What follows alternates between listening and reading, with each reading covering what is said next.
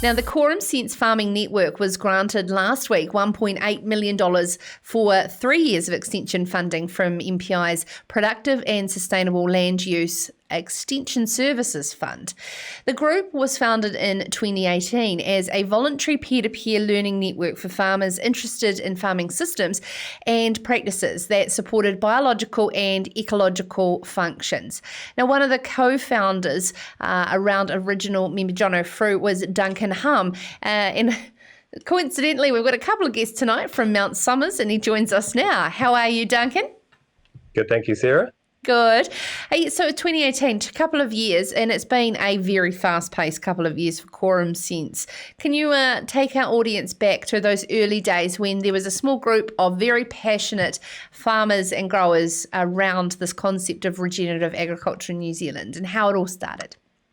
Well, the genesis really was about 3 or 4 guys based around Southbridge, Leaston neck of the woods, John O'Frew, Nigel Greenwood, Simon Osborne, and they rolled up, had a couple of beers in Tim Chamberlain's shed at Wash Creek Organic Farm, and then they wrote on their whiteboard there what they'd like out of a group of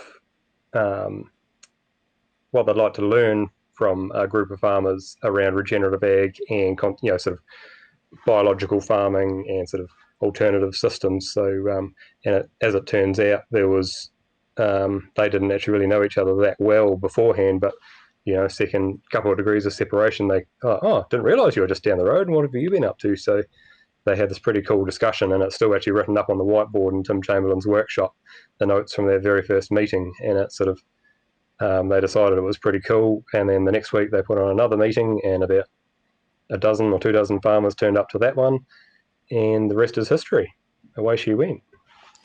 And so then to form a Facebook group now at 2,500, I just checked this evening, and that the idea of a group having a safe place for people to ask questions virtually at any time of each other really is a peer-to-peer learning experience. Why is that different from other opportunities to learn around regenerative agriculture at the moment, do you think?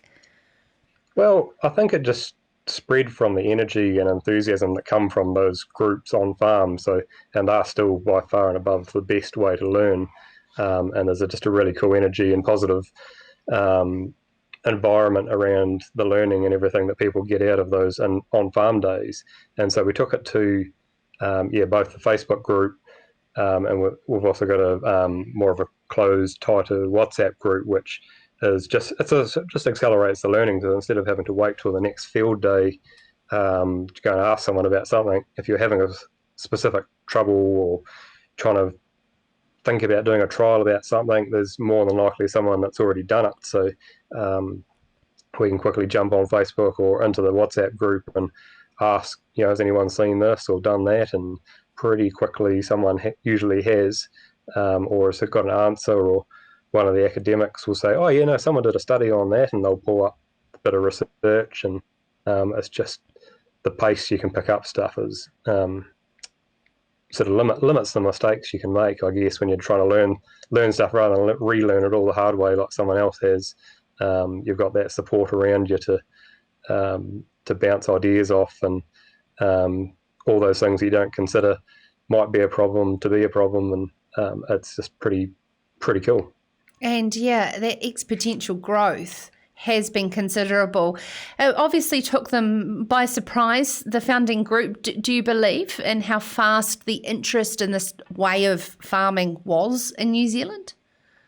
Well, I think probably, like just those guys just being around Leaston, Southbridge area, not really knowing that each other existed, that goes to show just how almost disconnected those people were. But then now that we've all sort of come together and you sort of chuck in that social media element, there's so many people, especially around Canterbury myself, there's so many people that have sort of come out of the woodwork that we're sort of now connected to, and then around the country, it's just so easy that just that open source learning, that coalescence of knowledge is just massive.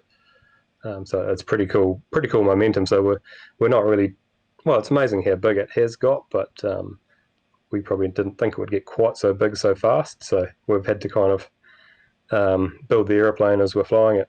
as a group. Absolutely, and as we said, Quorum Sense is set up as a charitable trust, and of course, quite a lengthy process to gain grants and fundings in this country, especially going to MPI. Of course, that was the natural progression, I could only imagine. And so, what would be the next steps with $1.87 million of funding? Well, yeah, so obviously COVID come along and kind of spanned our first plan with everything that we're going to have going this year. But we're sort of starting to get back on track now. And so, yeah, next thing we've got is next Friday in Gore is our first Quorum Exchange event, which is similar to the one we had last year in Leaston, which was sold out in a matter of days once we advertised it. And that was a fantastic event.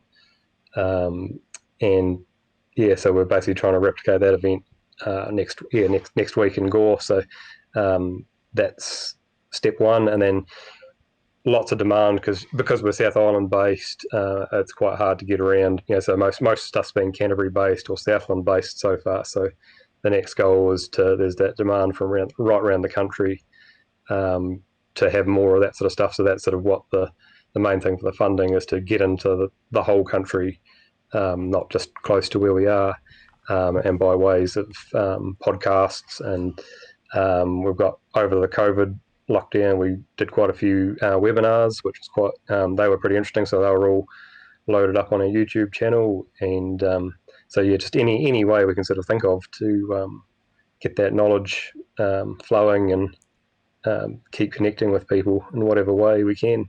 Now, of course, it is hands-on practical knowledge from farming experience, as well as bringing in experts from overseas. Duncan, there will be a lot of critics of regenerative agriculture that the science isn't New Zealand-based. Will any of this funding go towards science framework, or is that a separate department, so to speak, and what's going on? Yeah, pretty separate. I mean, we're really... That's really, all this funding is really for farmer-to-farmer extension primarily, but we're definitely, there's a little bit of provision in that funding agreement to work with MPI on some science extension programs and that sort of thing. And we've got so many different irons in the fire of different organisations and things wanting to sort of work, not necessarily with us, but we can definitely connect some dots with people who can. So, there's plenty ahead, I think, and there's definitely lots to learn.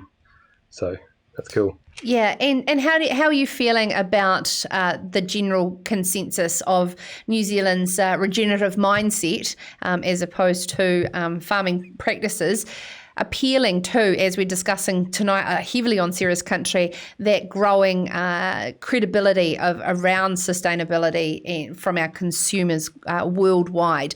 You believe that we're moving in the right direction towards this vision of being fit for a better world? I think so. I think it really just slots in beautifully with that vision.